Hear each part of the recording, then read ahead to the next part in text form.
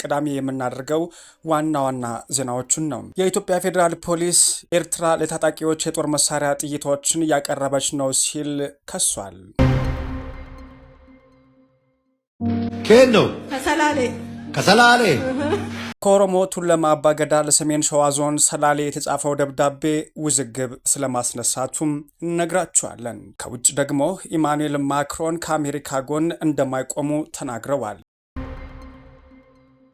ለሕክምና የመጣች ታካሚን በማደንዘዝ ከአንገቷ ወርቅ የሰረቀው የሕክምና ባለሙያ ስለ መያዙና በእስራት ስለመቀጣቱም ከዜናዎቻችን መሀል ይገኝበታል። አድማጮቻችን ከዜናዎቻችን ጋር አብራችሁ ትሆኑ ዘንድ በአክብሮት ጋብዘናል። ቀዳሚ ወዳደረግነው ዜናችን እንውሰዳችሁም። ከኦሮሞ ቱለማ አባገዳ ለሰሜን ሸዋ ዞን ሰላሌ የተጻፈው ደብዳቤ ሌላ ውዝግብ አስነስቷል።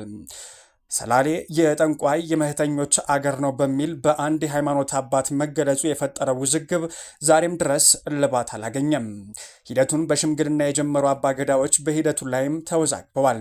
ጂፒኤስ የተሰኘው ቤተክርስቲያን መሪ ፓስተር ሄኖክ ግርማ ከአንድ ወር ግድም በፊት በታህሳስ ወር ላይ ሰላሌ የጠንቋይ መህተኞች ሀገር ነው በማለት በንግግራቸው መሃል ባሰሙት ተቃውሞ ባስከተለው ቃላቸው በስፋት ሲያወዛግብ ከርመዋል። በንግግራቸው የተከፋው የሰላሌ አካባቢ ማህበረሰብና መላው ኦሮሚያ በተለይም በማህበራዊ መገናኛ ዘዴዎች በርካቶች ማህበረሰብ ላይ ያነጣጠረ የጅምላ ስድብ በሚል መከፋታቸው ሲያስረዱም ቆይተዋል። በርካቶችን ባስኮረፈው በዚህ ንግግራቸው በወቅቱ ይቅርታ የጠየቁት የሃይማኖት መሪው በቅርቡ ደግሞ የኦሮሞ አባገዳዎች ችግሩን በእርቅ እንዲቋጭላቸው አቤት ማለታቸው ነው የተሰማው። በዚሁ መነሻ ነው የተባለው ከሰሞኑ ከኦሮሞ ቱለማ አባገዳ ለሰሜን ሸዋ ዞን ሰላሌ የተጻፈው ደብዳቤ ግን ሌላ ውዝግብ ይዞ መጥቷል። ያወዛገበው የአባገዳዎች ሽምግልና ሂደት አሁንም እያነጋገረም ይገኛል። ከቱለማ አባገዳ አዲስ አበባ ቅርንጫፍ ሰብሳቢ በአባገዳ ሰቦ ቃለታ ሰሞኑን የተጻፈ የተባለው ደብዳቤም ለእርቅ ይሆን ዘንድ ተወካይ አባገዳዎች ላኩልን የሚል ነበረም። ጥር 1 ቀን 2018 ዓ.ም ተጻፈ የተባለው ይህ ደብዳቤም የጂፒኤስ ቤተክርስቲያን መሪ ከዚህ በፊት የሰላሌ ሕዝብ ላይ ባሰሙት ያልተገባ ንግግር ይቅርታ መጠየቃቸውን በመግለጽም ለዚህም ሰሜን ሸዋ ሰላሌን በመወከል ለእርቅ የሚመጡ ተወካዮች እንዲላኩም ይጠይቃል። ይህንን ደብዳቤ የጻፉበት ምክንያት የገለጹት አባገዳ ሰቦ ቃለታም አጥፍተናል በድለናል ያሉ አካላት አስታርቁን በማለት ለቱለማ አባገዳ አዲስ አበባ ቅርንጫፍ ደብዳቤ በማስገባታቸው ያው የኛ ሚና በዳይ እርቅና ተበዳይ መካስ እፈልጋለሁ እርቅ አውርዱልን ብሎ ስመጣ ሰላም ማውረድ ነውና በእኛ በኩል ተወካዮች ለሰላሌ ፍቼ ጃርሶና ኩዩ እንደዚሁም ከሁሉም አካባቢ እንዲልኩልና ማዕከል በሆነው አዲስ አበባ እርቅ እንዲፈጸም በማሰብ ነው ደብዳቤውን ለሰሜን ሸዋ የላክ ነው ሲሉም ተናግረዋል። ከዚህ በተቃራኒ ግን የቱለማ አባገዳዎች ሰብሳቢ አባገዳ ጎበና ቶላ ተጀምሯል ስለተባለው የማሸማገል ሂደት እሳቸው መሆኑ መዋቅራቸው እንደማያውቅ በማንሳትም ሂደቱንም ስርዓት ያልተከተለ ነው በማለትም ነቅፈውታል። ትልቅ ታሪክ ያለው የሰላሌ ሕዝብ በአንድ ግለሰብ የጥላቻ ንግግር ተዘንዝሮበት የዚያ ሰለባ መሆኑ ነው እንጂ እኔ የማውቀው ተጀምሯል ስለተባለው ሽምግልና የማውቀው ነገር የለኝም በማለት የሰላሌ ሕዝብን ጠንካራ ሽማግሌዎችና ምሁራን ያለው ሲሉም ገልጸውታል። የሰላሌ ሕዝብ በመንግስት መዋቅርም የምትደራደር በመሆኑም ከአካባቢው አስተዳደር፣ የጸጥታ፣ የባህል፣ ቱሪዝም የመሳሰሉ ተወካዮችም ጋራ ህዝቡ ላይ በወደደው ስለተሰነዘረው የጥላቻ ንግግሩ ተናግሬ ያውቃለሁ ያሉት አባገዳ ጎበና አንድ ሰው በዚሁ ተጠርጥሮ በፖሊስ ቁጥጥር ስር መዋላቸውም ነው እንጂ ስለተባለው የሽምግልና ሂደት ግን የማቀው አንድም ነገር የለም ሲሉም አክለዋል። ከኃላፊነቴ ውጪ አልተንቀሳቀስኩም። ቱለማ አባገዳ አዲስ አበባ ቅርንጫፍ በቱለማ አባገዳ የአዲስ አበባ ቅርንጫፍ ሰብሳቢ አባገዳ ሰቦቃ ግን ያለ ቱለማ አባገዳ እውቅና የሆነ ነገር የለም ይላሉ። በወቅቱ እኛ ደብዳቤውን ስንጽፍ አባገዳ ጎበና በከራዩ የገዳ ስርዓት መከወኛ ላይ ነበሩ። ከቢሾፍቱ ቱለማ አባገዳዎች ጋራም ተመካክረን ያደረግነው አባገዳ ጎበና እስኪመለሱ በደብዳቤ የሚለቁትን ጨርሰን እንጠብቃቸዋለን ነበር ያልነውም ብለዋል። ጥፋቱን ያጠፋነው ግለሰብ በመንግስት ቁጥጥር ስር እንኳን ብንውል መንግስትን በጉዳዩ ላይ በወንጀል ተጠርጥሮ የሚፈለገውን አካል ካለ በዚህ ውስጥ አንገባም ብለዋል። እኛ እንደ አባገዳዎች ለመስራት ያሰብነው ነገር ወደ ግጭት እንዳያመራና ቶሎ በእርቅ እንዲቋጭ ብቻ ነው የምንፈልገውም ብለዋል።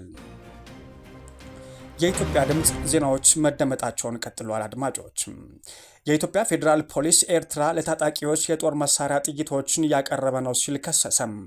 የኢትዮጵያ ጎረቤት አገር ኤርትራ መንግስት በአማራ ክልል ለሚንቀሳቀሱት የፋኖ ታጣቂዎች የተለያዩ አይነት የጦር መሳሪያ ጥይቶች እየሰጠ ነው ስትል ከሳለች።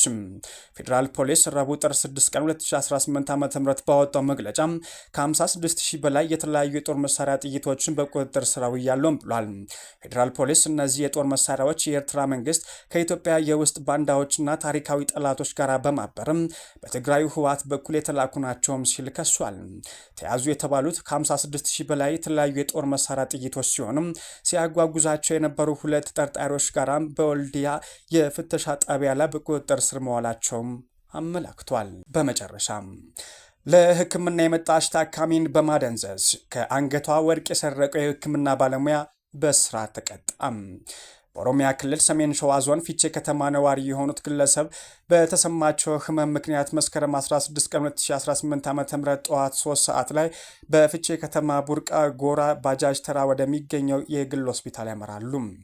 ግለሰቧ የደም ግፊት ምርመራ ለማድረግ የሄዱም ሲሆን በወቅቱ በክሊኒኩ ውስጥ በማገልገል ላይ የነበረ በሙያው ነርስ የሆነ ፍቃዱ እሸቱ የተባለ ግለሰብ ለምርመራ ወደ ምርመራ ክፍል አስገብቶ የመመርመሪያ አልጋ ላይ እንዳስተኛቸው የፍቼ ከተማ አስተዳደር ፖሊስ ጽሕፈት ቤት ኃላፊ ኢንስፔክተር ታምሩ ቶልቻ ገልጸዋል። የምርመራ አልጋ ላይ እንደተኙ የሕክምና ባለሙያው አልኮልና ሌሎች የሚያፈዙ መድኃኒቶችን አንገትና አፍንጫቸው አካባቢ በመቀባባት ራሳቸው እንዲስቱ ካደረገ በኋላ ባለ 21 ካራት 5 ግራም የአንገት ሐብል ወርቅ ከአንገታቸው ላይ አውልቆ እንደወሰደም ተገልጿል። ጉዳዩም ወደ ፖሊስ ከቀረበ በኋላ የጤና ባለሙያው ጉዳዩን እንደማያውቅ ተከራክሮ የነበረም ሲሆን ፖሊስ ባደረገው ጥልቅ ምርመራ ድርጊቱ መፈጸሙን አምኖ የአንገት ሐብሉን በፌስታል ጠቅሎ ወደሚሰራበት ክሊኒክ ጓሮ ከደበቀ በኋላ ቆፍሮ በማውጣት ለፖሊስ አስረክቧልም ተብሏል። ፖሊስ ምርመራውን በተገኘው ኤግዚቢትና በግል ተበዳይ ቃል በማጠናከር የምርምር ምዝገባውን ለአቃቤ ሕግም ልኳል። የአቃቤ ሕግ የተከታተለው የግራር ጃርሶ ወረዳ ፍርድ ቤት ጥር 5 ቀን 2018 ዓ.ም በዋለው ችሎትም ተከሳሽ ፍቃዱ እሸቱ በ2 ዓመት ከ9 ወር እስራት እንዲቀጣ ወስኖበታል። ከዚህም በተጨማሪም የሙያ ፍቃዱም እንዲሰረዝ የተወሰነበት መሆኑም ኢንስፔክተር ታምሩ ባይሳ ጨምረው ተናግረዋል። ውድ የኢትዮጵያ ድምፅ ተከታታዮች አብራችሁን ስለነበራችሁ ከልብ እናመሰግናለን። ሰላምን ተመኘን።